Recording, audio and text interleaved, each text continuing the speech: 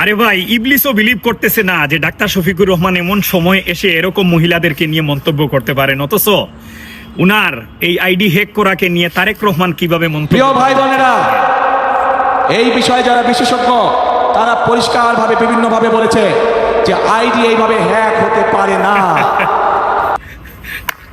শুনছেন, এই তারেক রহমান একটা দলের প্রধান, উনি নাকি হবেন আগামীর রাষ্ট্রনায়ক, উনার হাতে নাকি যাবে দেশ। যার বিবেক মাথায় থাকে না, নিতম্বে থাকে। আজ হাজার হাজার জাতির সামনে বিষয়টা পরিষ্কার হয়ে গেছে। যার খাম্বাচুরির বড় একটা টাকার অংশ কিন্তু এই হ্যাকিং এর পিছনে খরচ করা হয়েছে, যেটার থেকে এখন বিএমপি গুলাপানিতে মাছ শিকার করতেছে। লাভ নাই। শুনে রাখেন, ডাক্তার শফিকুর রহমান সম্পর্কে তোমাদের তো ন্যূনতম কোনো জ্ঞান নাই রে। ডাক্তার শফিকুর রহমান তো কেন্দ্রীয় লিডার হয়েছেন মাত্র কয়েক বছর হয়েছে। তার 15 থেকে 20 বছর আগে কিন্তু সিলেটে উনার নিজস্ব তৈরি করা প্রতিষ্ঠানে শত শত মহিলারা চাকরি করে আসতেছে। খবর নিয়ে দেখ, উইমেন সহ কতটা নিজস্ব প্রতিষ্ঠান আছে উনার। উনি নিজেও দীর্ঘদিন চাকরিতে ছিলেন, উনার ওয়াইফও চাকরি করছেন, মেয়েরাও চাকরি করতেছেন। উনি কিভাবে এরকম একটা মন্তব্য করতে পারেন? তোদের ন্যূনতম জ্ঞান, বুদ্ধি, বিবেক বলতে তো কিছু নাই, আছে শুধু দুর্নীতি আর টুকাইগিরি করার।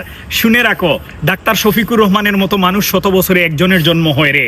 আর তারেক রহমানের মতো লিডার ঢাকার অলিতে গলিতে কিন্তু টুকাইয়ের মতো পাওয়া যায়। এটা আমার কথা নয়, এই যে দেখো কমেন্ট করছে একজন, তার কথা। 12 তারিখ পরে তোমরা বুঝতে পারবে তারেক রহমানের খাম্বাচুরির যে বড় অংশ দিয়ে এই হ্যাকিং করে গুলাপানিতে এখন তোমরা মাছ শিকারের চেষ্টা করতেছো। নির্বাচন পরে এটা প্রকাশ করা হবে, জাতি জানবে তোমাদের আসল চরিত্র, তোমাদের রূপ কিরকম হয়।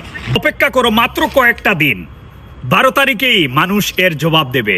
বুঝতে পারবে জামাতের জনপ্রিয়তা কোথায়, ডাক্তার শফিকুর রহমান কোথায়, আর তোমাদের তারেক রহমান কোথায়। খেলাটা হবে ইনশাল্লাহ 12 তারিখে।